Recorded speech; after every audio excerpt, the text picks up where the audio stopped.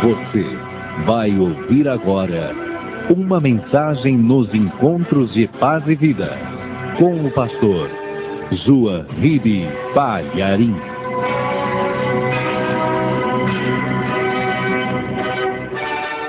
Muito bem. Primeiro livro do profeta Samuel, capítulo 5. Vamos nos colocar todos em pés para ouvirmos a palavra de Deus. E você que já achou, verifique se ao teu lado tem alguém sem a palavra. Mostra para ela onde nós vamos ler. Primeiro livro do profeta Samuel, capítulo 5, verso 1 em diante, diz assim: Os filisteus, pois, tomaram a arca de Deus e a trouxeram de Ebenezer a Asdod. E tomaram os filisteus a arca de Deus e a meteram na casa de Dagom e a puseram junto a Dagom. Amém, igreja? Muito bem, já nós vamos explicar isso aí. Mas você crê na palavra de Deus? Você crê que esta palavra é poderosa? Você acredita que Deus é o único e verdadeiro Deus? E que Jesus Cristo, seu Filho, é igual a Deus? Amém? Você crê nisso? Você crê que Jesus morreu na cruz e ressuscitou dos mortos? Crê que Ele está vivo pelos séculos dos séculos? Você crê que Jesus Cristo está aqui?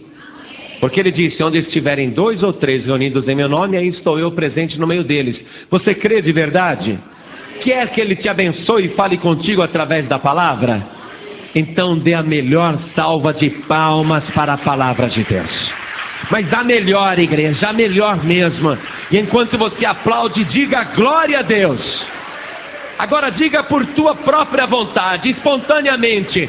Levanta a tua voz com toda a força do teu coração, com toda a força do teu pulmão. Isso, fala da glória, glória, glória. Não se acanhe, não. Não se acanhe, glorifica. Senhor Deus, que maravilha estar aqui na tua casa. Agora nós vamos pregar a tua palavra. Mas este povo não quer ouvir um homem falando, eles querem ouvir o Senhor falar. Então vem agora com teu Espírito Santo e toma o nosso lugar, e toma os nossos lábios, e usa a nossa boca, e fala a cada vida que está aqui presente, e que a tua palavra vá e produza o resultado para o qual está sendo mandada, em nome do Senhor Jesus. Amém. Diga amém, Jesus. Podem sentar, igreja. Vamos nos situar primeiro com relação a este fato. Os filisteus são inimigos declarados de Israel e vivem em guerra, como vivem em guerra até hoje. E a palavra filisteus, ela deriva da palavra peliste, que quer dizer Palestina. Estou falando isso para você poder situar hoje, no mundo atual, quem seriam os filisteus? Seriam os palestinos. Muito bem. Eles entraram em guerra contra Israel e venceram. Puxa, pastor, mas como que eles conseguiram vencer o exército do Deus vivo? Porque naquela época, os sacerdotes tinham se corrompido. O sacerdote Eli, que já estava velho, tinha 2 filhos, Hofni e Finéias, que também eram sacerdotes, mas eles não tinham temor de Deus. Hofni e Finéias, eles recebiam mulheres imorais e praticavam atos imorais na porta do templo. Isso fez com que o povo perdesse o temor de Deus. E eles também roubavam as ofertas da igreja, as ofertas do templo. E aquilo fez com que o povo também perdesse o respeito pela oferta. Então Deus usa o jovem Samuel para dizer para Eli, olha Eli, você não repreendeu os teus filhos, você não deu exemplo, você não os ensinou, sabendo que os teus filhos, Hofni e Finéias, faziam todas essas coisas erradas, você permitiu que eles continuassem. Então agora a profecia é essa. Seus filhos, Hofni e Finéias, vão morrer no mesmo dia, e a arca vai ser levada, e Deus vai desamparar Israel por causa do pecado do povo. E quando os filisteus entraram em guerra contra Israel, Deus estava permitindo que os inimigos prevalecessem contra o povo de Israel, como uma forma até de mostrar o cumprimento da profecia. Quando os filisteus ganharam aquela batalha, eles mataram os 2 filhos do sacerdote Eli. Hofni e Finéias morreram no mesmo dia. E quando o mensageiro veio trazer a notícia para o sacerdote Eli, que os 2 filhos tinham morrido, diz a palavra que ele estava muito velho e muito pesado, e levou um susto tão grande ao saber que os filhos tinham morrido, cumprindo-se a profecia, e que a arca do Senhor tinha sido levada pelo exército inimigo. Ele caiu da cadeira, quebrou o pescoço e morreu. E uma das esposas ali, uma nora de Eli, estava grávida e teve um parto antes da hora, uma hemorragia tremenda, e ela morreu dando à luz. Só tragédia. E o povo de Israel perdeu a guerra, e o que é pior ainda para eles, eles perderam o símbolo da presença divina, porque a arca do Senhor, a arca de Deus, ela representava a presença de Deus em Israel. Esta arca, ela tinha sido feita nos tempos de Moisés. E Moisés fez a arca seguindo um modelo dado pelo próprio Deus lá no Monte Sinai. Esta arca, ela era muito valiosa porque era também chamada de a Arca do Testemunho. Dentro daquela arca, Moisés colocou as tábuas da lei que Deus esculpiu em pedra com seu próprio dedo. Os 10 mandamentos. Então, esta arca era sagrada, por ter sido dada por Deus, por ter as pedras com os 10 mandamentos escritos pelo dedo de Deus, e também havia ali uma amostra do maná, aquele maná que o povo comeu no deserto durante 40 anos, o pão do céu, e também tinha a vara de Arão que havia florescido. Quer dizer, só relíquia, só coisas históricas valiosíssimas. E esta arca que Deus tinha mandado Moisés construir e que vinha do tempo de Moisés, ela ficava guardada no tabernáculo, no lugar mais santo que existia, no Santo dos Santos, no lugar santíssimo. E o próprio sacerdote não podia entrar ali de qualquer maneira ou estando em pecado, porque aquela arca representava a santidade de Deus, e se alguém entrasse ali em pecado, podia morrer. E Deus tinha dado uma ordem expressa de que nunca ninguém deveria olhar dentro da arca, o que tinha dentro da arca. Evitar a curiosidade, porque se alguém fizesse isso, morreria. Então aquela arca era sagrada. Era uma arca que o povo de Israel, quando tinha uma batalha contra qualquer exército, e a batalha era difícil, eles levavam aquela arca no campo de batalha. E aquela arca no campo de batalha representava a presença de Deus que iria vencer os inimigos. E em todas as guerras que Israel levou a arca de Deus, eles venceram a batalha. Então agora a arca foi tomada pelos filisteus com a vontade permissiva de Deus. E foi levada como se fosse um troféu de guerra. Os filisteus disseram: não acreditamos, vencemos Israel? Conseguimos vencer o Deus de Israel? Esse Deus invencível que tirou eles do Egito, que arrasou com Faraó, nós conseguimos vencer também o Deus de Israel? Então quer dizer que o Deus que nós acreditamos, o Dagon, é um Deus mais poderoso do que o Deus de Israel. O nosso Deus é mais forte. E quem era Dagon? O Deus Dagon. Esse Deus Dagon, ele era venerado já há 2.500 anos antes de Cristo. E ele tinha um templo na terra dos filisteus, numa cidade chamada Asdod. Então os filisteus pegaram a arca do Senhor como um troféu de guerra e levaram a arca e colocaram no templo de Dagon. como se estivessem dizendo: olha, Dagom, obrigado por ter nos dado esta vitória contra o Deus de Israel. Ficou provado que Dagom é Deus mais poderoso do que o Deus de Israel. Mas não era isso. Não era. Deus permitiu que o inimigo tivesse vitória porque o povo estava fora da sua vontade. O povo tinha se rebelado, o povo tinha perdido o temor, o povo não obedecia mais.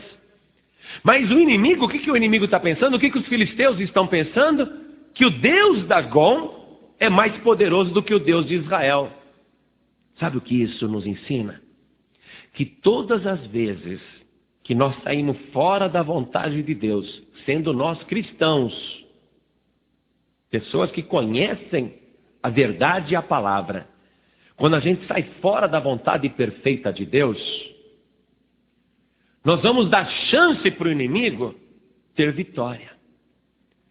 Se você conhece a palavra e lá no teu serviço tem dado péssimo testemunho, ou na escola, ou na tua vizinhança, ou na tua parentela, as pessoas sabem que você é cristão, mas você não anda guardando um bom testemunho da tua fé. Então você está fora da vontade perfeita de Deus. E Deus então permite que coisas ruins te aconteçam, que o inimigo prevaleça. Sabe o que vai acontecer? Aquele teu parente que é macumbeiro, ele vai achar que a religião dele é melhor do que a tua. Porque ele está bem e você está na pior. Aquela tua vizinha, aquele teu colega de trabalho, vendo as coisas ruins acontecer com você, ele vai dizer que a tua religião não é boa. Que a tua religião não resolve os seus problemas. Então preste atenção nisso. Não é possível que você, sendo uma pessoa de Deus, fazendo a vontade de Deus, possa estar vivendo nessa situação de derrota e de miséria. Você vai ter que fazer um autoexame aí rigoroso da tua vida e descobrir onde você está saindo fora da vontade de Deus e corrigir rapidamente o que está errado, se arrepender e se consertar. Porque senão o inimigo vai blasfemar do teu Deus. Ele vai achar que o Deus que ele serve lá, os ídolos que eles servem, é mais poderoso do que o Deus que você serve. É como alguém que chega para mim e fala: ai, pastor, me ajuda, minha vizinha falou que vai fazer uma macumba para mim. Ah, você está apavorada por quê? Ah, porque ela é macumbeira da pesada. Ah, você está com medo porque você não está na vontade de Deus. Porque se você estiver dentro da vontade de Deus, ela pode fazer a macumba com o próprio Lúcifer e Satanás. Você vai levantar a tua mão e o inimigo vai cair por terra em nome de Jesus Cristo. Não existe ninguém maior e nem mais poderoso do que o nosso Deus. Se você está tendo derrota, o problema não é com Deus, é com você. E o problema aqui no caso não era a arca e nem Deus. O problema era o povo de Israel que estava em pecado. Então eles estão agora derrotados. Você vai ver como realmente o problema não é com Deus, porque os filisteus deixaram a arca da aliança, a arca de Deus, como uma oferta defronte de Dagom. Dizem que esse Deus Dagom, ele tinha um formato de peixe. Seria o Deus peixe. Outros dizem que Dagom seria o Deus do cereal, o Deus da lavoura, o Deus da colheita, por causa da raiz da palavra Dag, que tanto pode significar peixe, como Dagã, que pode significar cereal. Então ninguém sabe direito como que seria esse Deus Dagom, a imagem dele, mas era um ídolo enorme, um ídolo enorme. Eu tive um sonho que eu estava com algumas pessoas da Paz e Vida, e nós estávamos pescando. E a pescaria estava boa. E eu vi, nadando por debaixo da água, um peixe, mas tão grande e escuro, um peixe enorme. Mas um peixe horrível, com uma boca enorme que daria para engolir um homem. E eu pensei, nadar aí é perigoso. porque ele pode engolir um homem. Esse peixe é tão grande que pode engolir um homem. E a gente queria pegar aquele peixe, mas era um peixe preto, escuro, enorme, que nadava naquela água, e eu vi o peixe. E quando eu disse, esse peixe é perigoso, se aproximou alguém de mim, que eu não lembro o rosto, nem a pessoa como é que era, mas eu sei que era alguém do alto. E essa pessoa me disse assim: isso não é um peixe, isso é um dragão. E eu observei agora aqui na palavra que dragão e Dagon está muito perto. Acabo concluindo que, apesar de ninguém ter certeza de como que a imagem de Dagon era, eu estou mais inclinado a imaginar que era realmente o Deus peixe. Com formato de peixe, com rabo de peixe. Porque o peixe que eu vi ali naquelas profundezas, ele era tenebroso. E me disseram, é o dragão, não é o peixe. Eu só sonhei isso. Estou ligando uma coisa com a outra apenas para te falar, para você entender. Muito bem. Esse sonho até mostra que existem outros poderes. Poderes que agem perigosamente. Poderes com os quais você não pode facilitar. E quando ele estava lá nadando, eu acabo concluindo que a função desse dragão da água é comer os peixes. Se alimentar dos peixes e das pessoas que caem ali, naquela espécie de rio que não era um rio de água limpa. Eu acabo concluindo isso. Então não há dúvida nenhuma que há muitos mistérios e muitas forças no universo, muitas. Então, os filisteus estão agora louvando Dagon. Pegaram a arca de Deus, que era uma espécie de um baú, e colocaram aqui, era um baú todo de ouro, folheado de ouro por fora e por dentro, feito de madeira de cetim, e as tábuas da lei lá dentro, com os querubins em cima do propiciatório. E está de oferta ali. Então eles louvam a Dagon e diz, o Deus Dagon é maior do que o Deus de Israel. Eles terminam aquela adoração, fecham o templo e vão embora. No dia seguinte, pela madrugada, eles voltam ali para adorar Dagon, para homenagear Dagon. E nos diz a palavra de Deus que o ídolo Dagon, enorme e gigantesco, estava caído com o rosto em terra na frente da Arca da Aliança. E eles ficaram pensando, quem foi que fez isso? Quem derrubou Dagon na frente da arca? E eles tiveram que fazer um esforço enorme para levantar aquele Deus de pedra. Agora a gente sabe quem foi que colocou Dagon com o rosto em terra diante da Arca da Aliança. Aquele que é o Deus dos deuses, se é que existem outros deuses. Ele colocou Dagon com a face caída no chão, prostrado, para mostrar que só existe um único e verdadeiro Deus. Todos os outros deuses não valem nada, estão prostrados, estão caídos, porque eles não têm poder contra o verdadeiro Deus. Então você percebe aí que o problema não está com a arca nem com Deus, porque Deus agora começa a humilhar Dagon. O problema realmente estava com o povo de Israel por causa do seu pecado. A causa da derrota era culpa do próprio povo. Então eles levantam. Que triste, né? Tem um Deus que precisa da ajuda do homem para se levantar. Tem um Deus que os homens têm que fazer força para ele ficar de pé, porque, coitadinho, ele não consegue ficar de pé sozinho. Aí puseram ele de pé e o adoraram. O dia inteiro adoraram. E sabe como que eles adoravam Dagon? Até hoje as igrejas naquela parte do mundo não têm poltronas, nem cadeiras, nem bancos. As pessoas sentam-se no chão. Então eles vinham, sentavam-se no chão, com a perna assim, né? E ali ficavam em oração e adoração a Dagon. Então eles levantaram Dagon e ficaram ali sentados no chão, uma grande multidão dentro do templo de Dagon, mas já desconfiando que alguma coisa estava errada. Quem tinha derrubado Dagon? Eles não deram crédito para Deus, não. Mas eles passaram aquele dia adorando Dagon, sentados no chão. No dia seguinte, de madrugada, eles voltam no templo. Está de novo a imagem de Dagon caída no chão. Só que a cabeça cortada fora. E as mãos de Dagon separadas também do tronco. Só ficou o tronco. E eles ficaram irados. Quem pode ter feito isso com Dagon? E eles sentaram-se no chão para lamentar aquilo. Quem estava fazendo aquilo dentro do templo do grande Deus Dagon? E Deus vai começar a fazer uma coisa que eu acho que às vezes Deus é cômico. Diz a palavra que eles foram atacados de hemorroidas. Imagina a pessoa sentada no chão.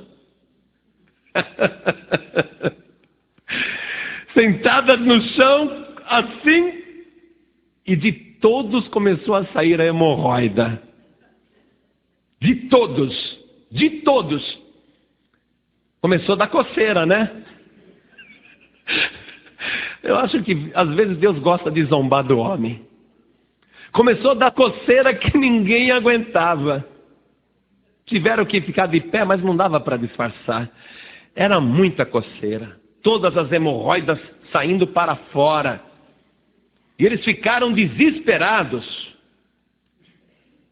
Ali naquela cidade, diz aqui o versículo 6, ó. Porém a mão do Senhor se agravou sobre os de Asdod, sobre aqueles moradores de Asdod, e os assolou e os feriu com hemorroidas a Asdod e aos seus termos. Vendo então os homens de Asdod que assim era, disseram: não fique conosco a arca do Deus de Israel, pois a sua mão é dura sobre nós e sobre Dagon, nosso Deus. Eles viram que era um abacaxi.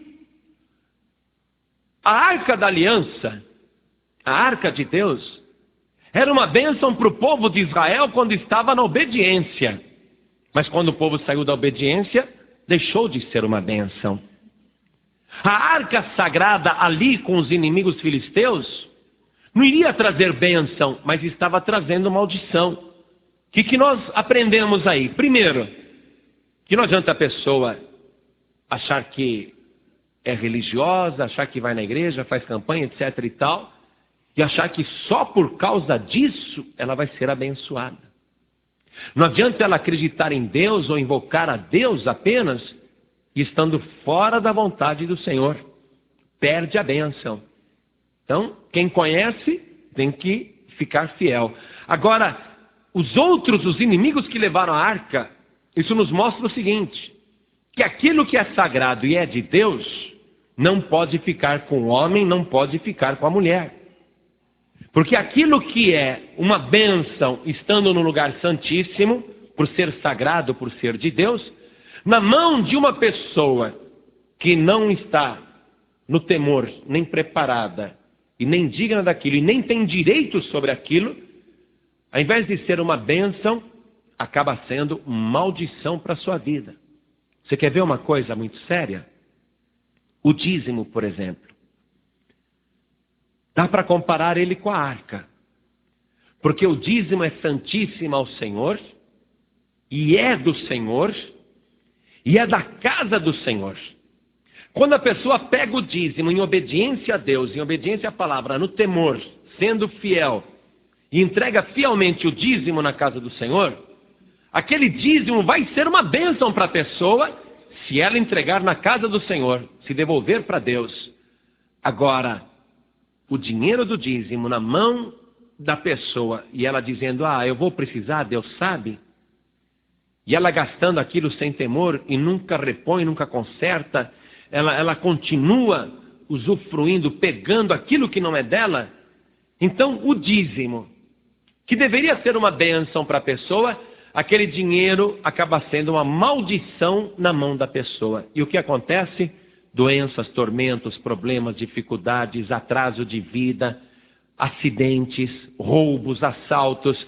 Então a pessoa começa a perder tudo, porque a mão de Deus pesa sobre aqueles que não têm temor, sobre aqueles que não são fiéis. Então não fique de jeito nenhum com aquilo que é de Deus. Porque aquilo que é de Deus só pode ser usado por Deus. Tem a parte que é sua, que você pode usar, e Deus abençoa, e vai ser multiplicado, e Deus vai te dar vitória, se você permanecer firme na palavra, fiel a Deus. Mas se você se atrever a pegar o que é de Deus e a usar o que você não tem direito de usar, então aqui, ao invés de trazer bênção, vai trazer maldição. É por isso que Deus fala, lá em Malaquias capítulo 3, no verso 9, ele diz assim: com maldição sois amaldiçoados, porque me roubais a mim. Em que te roubamos, Senhor? Nos dízimos e nas ofertas alçadas. Então a pessoa fica com o dízimo pensando que aquele dinheiro vai ser útil, e aquele dinheiro vai ser uma maldição na vida dela. Os filisteus estão sentindo aqui a mão de Deus pesando, e eles sendo feridos com hemorroidas. Olha aí, a maldição entrando. Então aqueles homens disseram: olha, a mão desse Deus de Israel é dura contra nós e contra o nosso Deus Dagom. Vamos mandar então para outra cidade. E eles enviaram a arca para Gate, uma outra cidade da Palestina, dos filisteus. E ali acontece também a mesma tragédia. Veja o versículo 9. E sucedeu o quê? Desde que rodearam Gate com ela, a mão do Senhor veio contra aquela cidade com muito grande vexação, pois feriu os homens daquela cidade, desde o pequeno até o grande, e tinham hemorroidas nas partes secretas. Puxa, que lugar que Deus resolve mandar doença, né? Para vexação, para vergonha, nas partes secretas, hemorroidas. Então os habitantes de Gate também foram amaldiçoados com a presença da arca. Aquela arca, para quem está na obediência, é uma bênção. Mas para quem está na idolatria, para quem não tem temor de Deus, aquilo lá é uma maldição. Está trazendo doenças, porque ela não é para ficar exposta ao povo. Aquilo é no lugar santíssimo. Aquilo é de Deus, aquilo é sagrado. E as coisas sagradas não podem ser usadas por ninguém. Então, os habitantes de Gate falam: não, de jeito nenhum, vamos mandar essa arca embora para a cidade de Ecrom. E quando eles estão chegando na cidade de Ecrom, com a arca cheia de hemorroidas, na cidade de Ecrom, os habitantes já estão sabendo da fama da arca, que ela está trazendo maldição para eles. Então eles avisam: não entre com essa arca aqui. Mas só o fato da arca ficar ali perto, o mal também entrou. Só que agora eles estão com temor. Está vendo? Porque o Dagom está com a cabeça cortada, está com as mãos cortadas.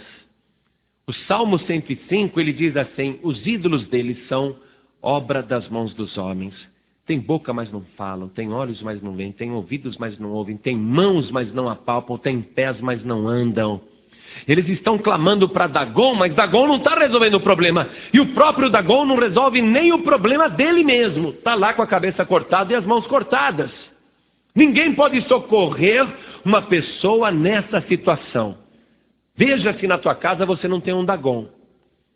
Pastor, que é isso? Não tem nenhuma imagem de Deus peixe lá? Mas às vezes você tem outro ídolo. Às vezes você tem outra imagem.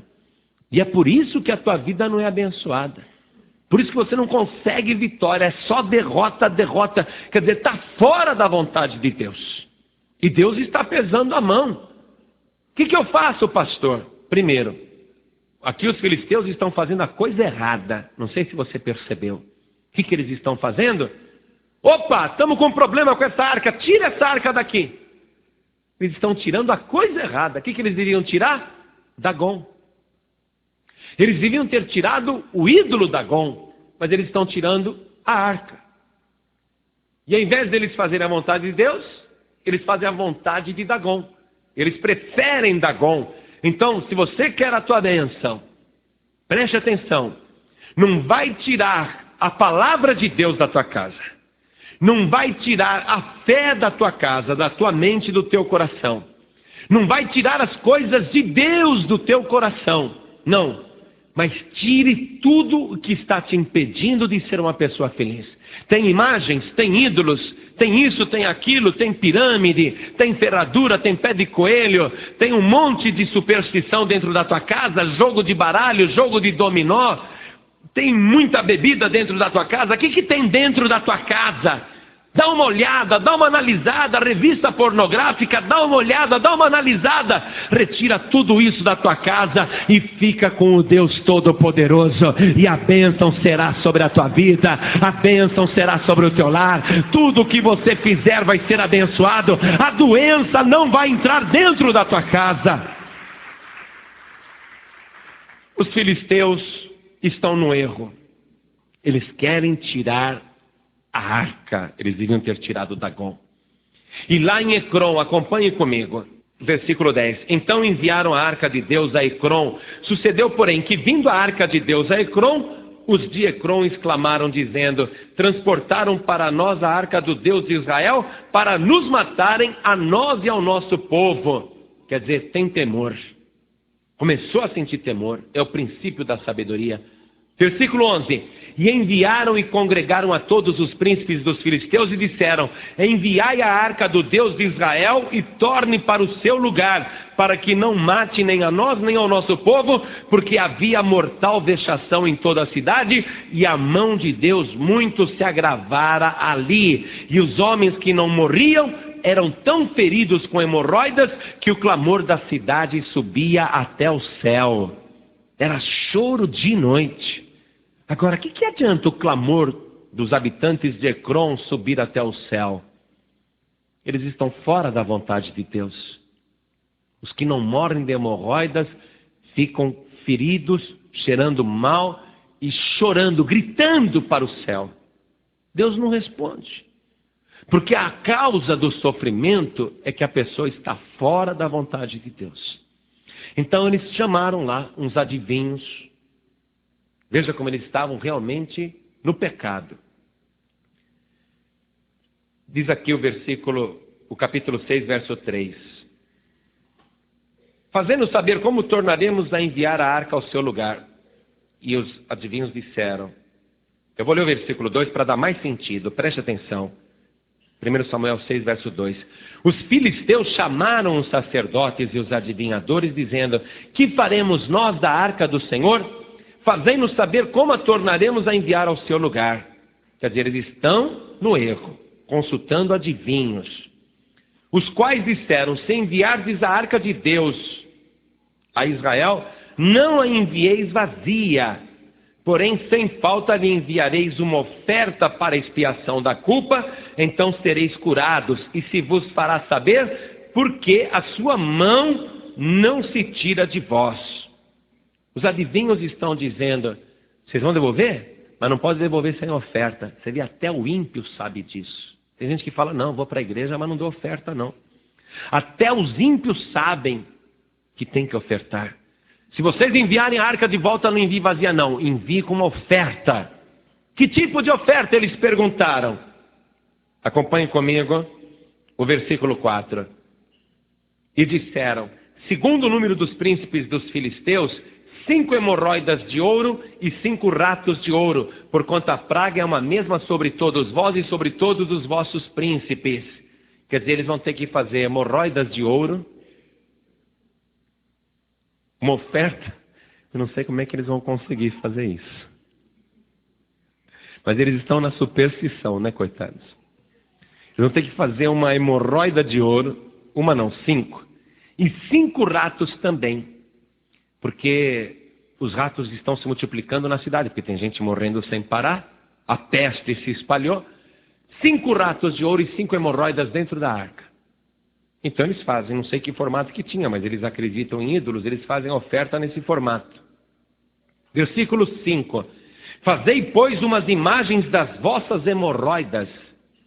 Meu Deus, que humilhação.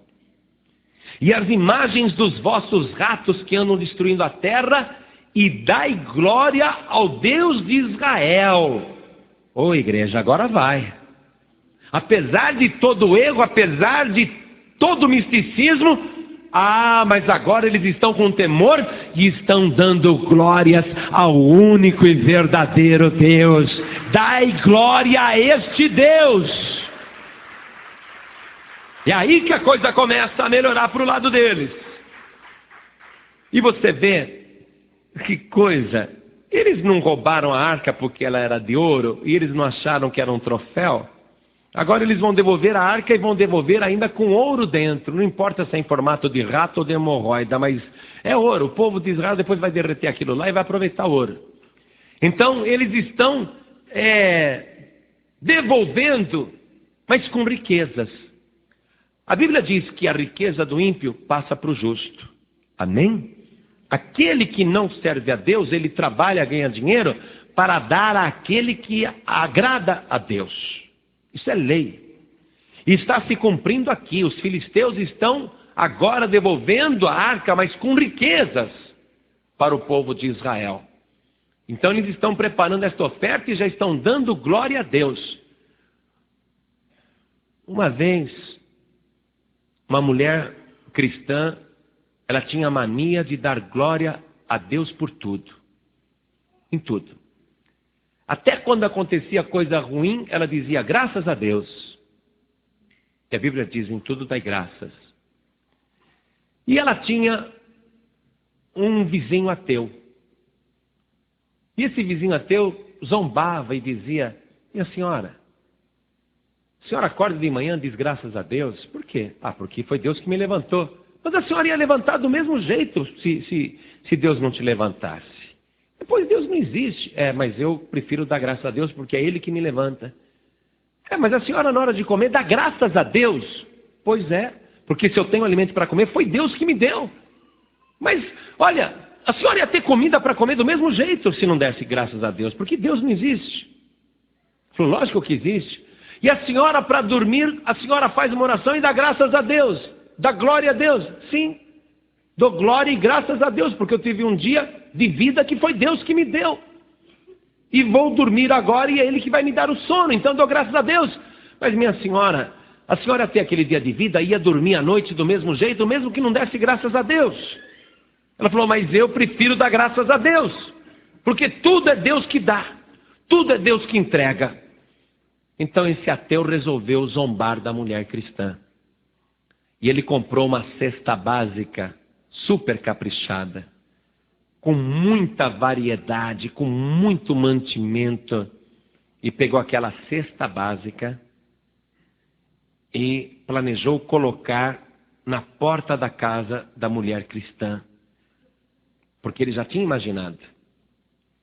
Ele falou, a hora que ela pegar essa cesta, ela vai dizer, graças a Deus. E eu vou chegar rápido e dizer, graças a Deus, coisa nenhuma, graças a mim. Então ele planejou e foi com aquela cesta super pesada, colocou na porta da casa da mulher cristã, bateu na porta dela e deu a volta e ficou atrás da parede. Escondido. Agora eu pego ela, agora ela vai ver que não é Deus não, fui eu. Aí a mulher abre a porta e vê aquela cesta, que coisa linda, ela nunca viu tanta comida na vida. Ela ficou maravilhada. Aí ela pegou, levantou os olhos para o céu e disse, oh meu Deus, graças te dou por ter me mandado todo esse alimento e por ter mandado o ímpio pagar a conta. O ímpio trabalha, se esforça para dar àquele que agrada a Deus, aquele que faz a vontade do Deus Todo-Poderoso. Diga graças a Deus! Você sabia que se você ficar na vontade de Deus, na bênção de Deus, na direção de Deus, você vai poder estraçalhar o inferno. Tudo aquilo que o diabo roubou e levou embora, tirou de você. Mas agora você entra na vontade de Deus. Tudo aquilo vai ser uma maldição na mão de Satanás. O diabo vai devolver correndo tudo aquilo que ele tomou e ainda vai devolver multiplicado em nome de Jesus Cristo, porque Deus está contigo. Deus, ele faz com que a riqueza do ímpio passe para o justo. Os filisteus estão devolvendo a arca cheia de ouro e ainda dizem, dai glória a Deus.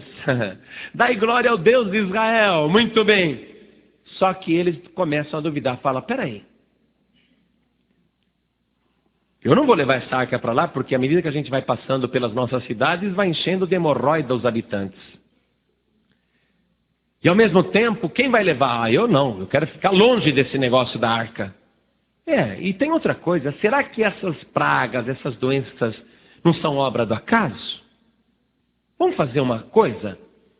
Vamos pegar 2 vacas que nunca receberam jugo. Vacas ariscas, que nunca receberam um cabresto. E você sabe que um animal que nunca recebeu cabresto, ele dá trabalho, ele não aceita, ele briga. Então, vamos pegar 2 vacas que nunca receberam jugo. E 2 vacas que estejam criando bezerrinhos, que estejam mamando. E vamos fazer um carro novo, para colocar a arca em cima. E vamos pegar os bezerrinhos e trancar dentro de uma casa, longe das suas mães. E vamos soltar essas vacas ariscas, indomáveis, que nunca puxaram carroça nenhuma. Vamos soltar para ver o que vai acontecer. Por que eles estão fazendo isso? Veja comigo o versículo 9. Vede então, se elas, as vacas, levando a carroça, levando a arca, se subir pelo caminho do seu termo a Bet-Semes, foi ele que nos fez este grande mal. Então foi o Deus de Israel. Se elas não forem lá para Bet-Semes direto, saberemos que não nos tocou a sua mão e que isso nos sucedeu por acaso. Não vamos ser bobo, não. Só que eles querem ajudar a coisa a não funcionar. Porque, veja bem, colocar cabresto e colocar para puxar carroça, um animal que nunca puxou, 2 vacas ainda andando juntas, uma ao lado da outra, não dá certo. O animal não puxa de jeito nenhum, ainda mais sem cocheiro, sem ninguém puxando, dirigindo, não vai. Segunda coisa, eles pegaram os bezerros que estavam mamando e trancaram numa casa. O que os bezerros ficaram fazendo?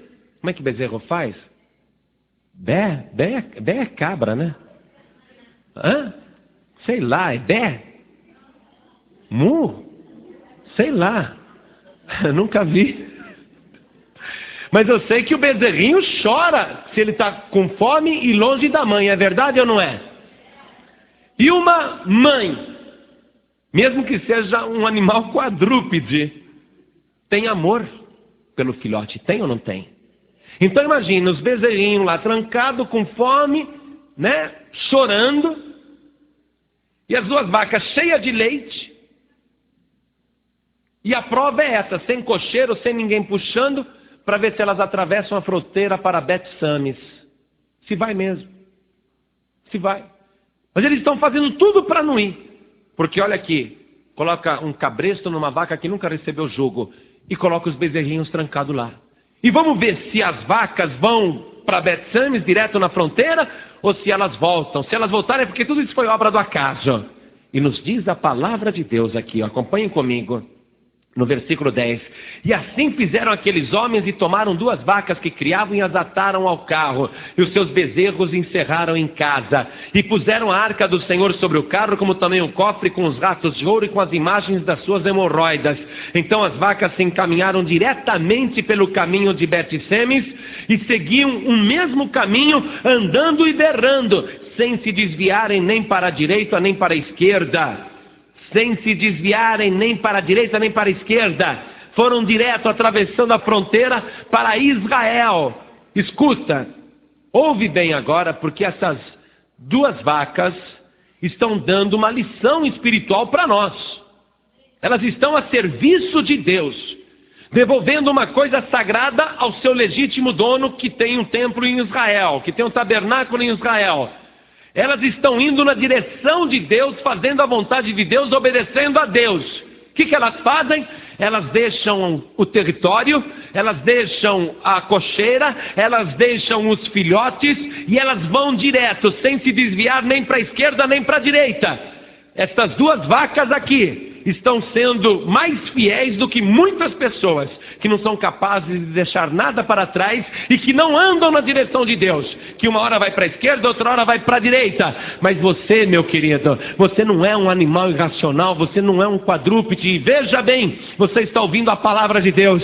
Então hoje tome o caminho certo, tome o caminho reto, tome a direção correta e vá na direção do nosso Senhor e Salvador Jesus Cristo, sem desviar para a direita, sem desviar para a esquerda. Continua firme, porque Deus vai te abençoar. Deus está na direção da tua vida. E assim elas fizeram. E assim elas foram. Nós poderíamos ficar falando aqui mais uma hora, mas o que interessa para você é isto. Eu creio que desse acontecimento você já pegou todas as lições principais. Primeiro, não adianta dizer que é de Deus, conhecer a palavra e estar fora da vontade de Deus. Não adianta estar na igreja e fora da vontade de Deus. Confiar que pelo simples fato de você estar vindo na igreja, você pode fazer o que quiser.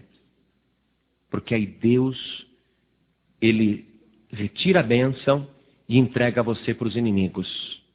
Jesus disse: pão é o sal, vós sois o sal da terra. Mas se o sal se degenerar, para nada mais presta a não ser para ser lançado fora e ser pisado pelos homens. Então, essa é a primeira coisa, tem que estar na vontade de Deus. Segunda coisa, aquilo que é sagrado, aquilo que é de Deus, você não pode usar. O que é de Deus é de Deus. Dai a César o que é de César e dai a Deus o que é de Deus. Tem coisa que é sua e tem coisa que é de Deus. O que é de Deus é sagrado. Amém, igreja?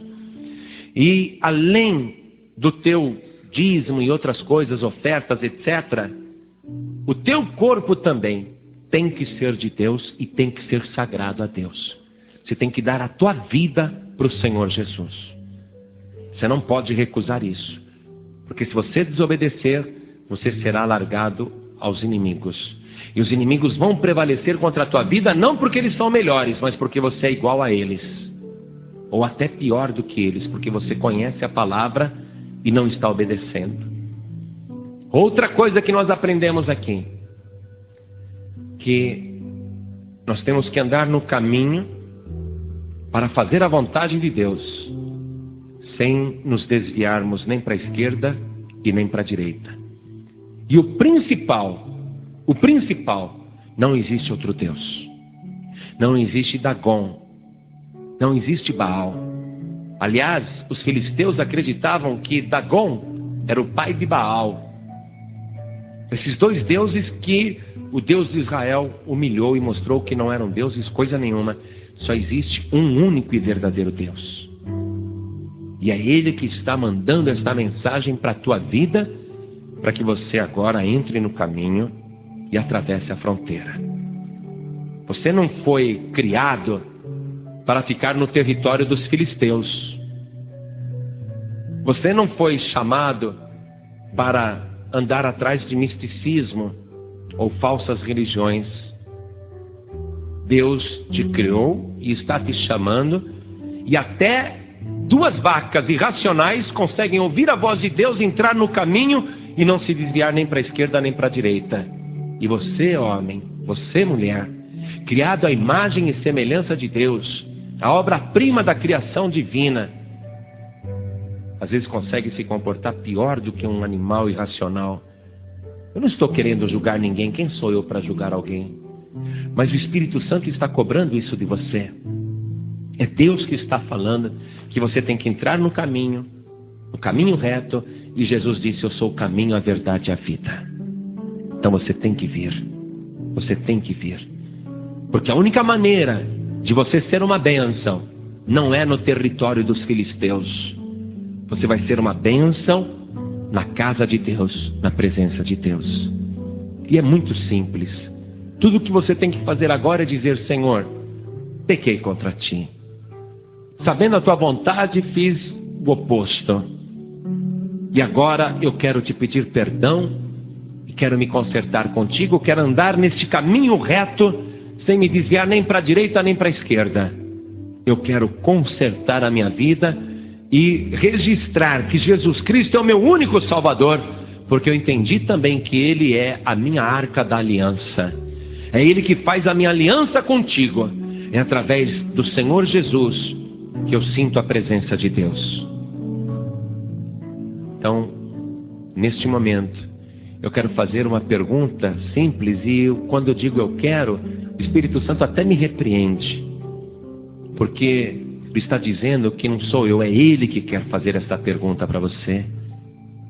É o próprio Deus que quer fazer essa pergunta para você, e eu estou no Espírito e sei que é Ele que está falando contigo. Ele está dizendo: você quer consertar a tua vida? Você quer se arrepender e pedir perdão dos teus pecados, entrar no caminho, corrigir, ter temor e se consertar diante do meu altar? Quer andar firme em linha reta, sem se desviar nem para a direita e nem para a esquerda? O Espírito Santo está perguntando. Se você quer, levante a tua mão direita assim bem alto, ergue bem alta a tua mão. Eu quero, pastor. Eu quero me consertar, eu quero entregar minha vida para o Senhor Jesus. Então todos vocês que ergueram as mãos, venham em linha reta até aqui, o altar de Deus. Venha aqui para frente, venha andando. Oh glória, venha. Isso, venha.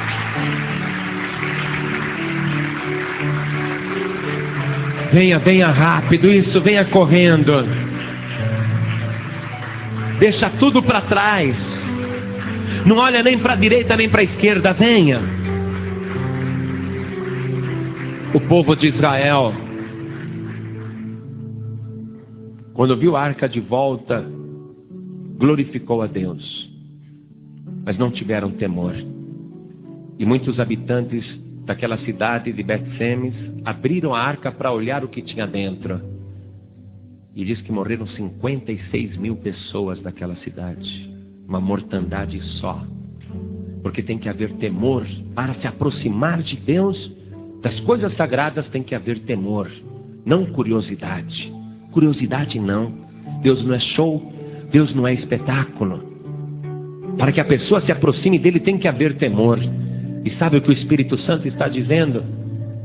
Que você precisa manifestar o teu temor aqui na frente. Não aí no lugar que você está sentado, não. Não na tua poltrona, nem na tua cadeira, nem no lugar que você está em pé. Você tem que manifestar o teu temor diante do altar de Deus. Se aproximar de Deus com temor. E o Espírito Santo está me garantindo que tem pessoas no auditório da igreja que tem que vir aqui para frente para consertar a sua vida. E se você sabe que esta palavra é contigo, não fique aí não. Saia do teu lugar e venha aqui para frente agora. Venha em nome de Jesus.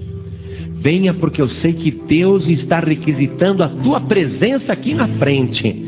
Venha porque Ele quer fazer de você um utensílio sagrado do seu santuário. Deus quer você no lugar santo dos santos. Deus quer você diante dEle, de frente dEle. E não nessa situação que você está. Pastor, se eu for aí na frente vão pensar que eu tenho pecado. Ué, e não tem? E tem alguém aqui melhor do que você? Não. Mas se você vier aqui na frente, o Senhor Jesus disse: aqueles que se humilham serão exaltados. Então saia do teu lugar e vem aqui. Venha. Não é só ela não, tem mais gente. O Espírito Santo está garantindo isso. E eu não vou ficar chamando, porque Jesus não está em liquidação. Não é Jesus que está precisando de você, é você que está precisando de Jesus. Então venha porque eu não vou chamar mais. Nós vamos nos ajoelhar aqui na frente. Dobre o teu joelho comigo. Coloque a mão direita sobre o teu coração. Feche os teus olhos. Ore comigo assim. Meu Deus e meu Pai, eu preciso muito do teu perdão. Eu preciso muito deste conserto. Eu senti temor no meu coração. Eu sei que não há outro Deus, nem outro Salvador. Não existe outra aliança para eu fazer contigo, a não ser através do teu Filho Jesus.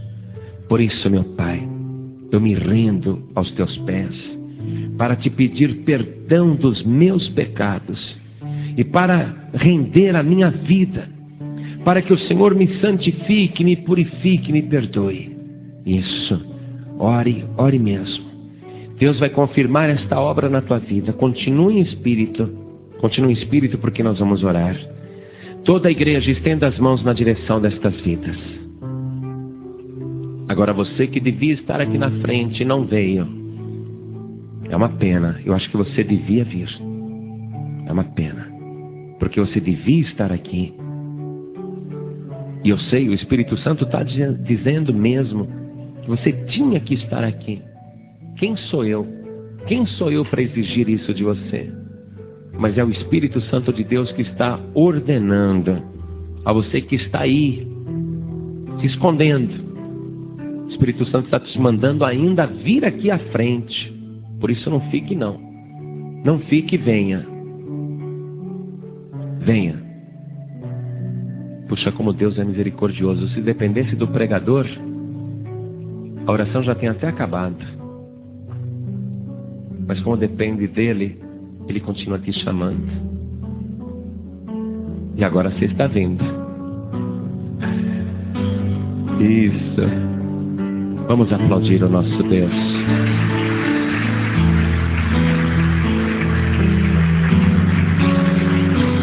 Igreja, estende as mãos aqui na direção dessas pessoas. Nós vamos orar por você. Senhor, nosso Deus e nosso Pai, o teu filho, a tua filha compreendeu que não adianta só estar dentro da tua casa, fazer campanha de oração. Essa pessoa entendeu que tem que te servir e andar na tua presença, sem se desviar nem para a esquerda nem para a direita. E esta pessoa também compreendeu que a nossa arca da aliança é o Senhor Jesus. É através dele que nos aproximamos de ti e sentimos a tua presença.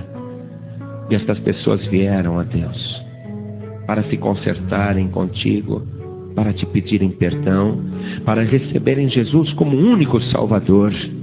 Então faz uma obra tremenda na vida desta pessoa, porque a partir de hoje tudo vai ser diferente. A vida dela vai melhorar. A vida desta pessoa realmente vai ser uma vida rica de bênçãos, porque ela está no teu temor, e o inimigo não vai prevalecer contra ela em nenhum momento. Nenhum adversário poderá prevalecer contra este homem, contra esta mulher, porque eles estão debaixo da proteção da tua mão. Então confirma esta bênção agora, Deus, sobre todos estes que estão aqui, em nome do Senhor Jesus. Assim seja. Amém, Senhor. Amém. Amém. Então se levante agora do teu lugar e vamos dar a melhor salva de palmas para o Senhor Jesus. Diga graças a Deus.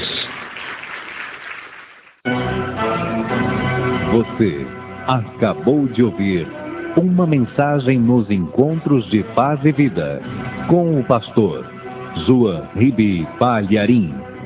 Participe você também dos Encontros de Paz e Vida, às 8 horas da manhã, às 3 horas da tarde e às 7 horas da noite.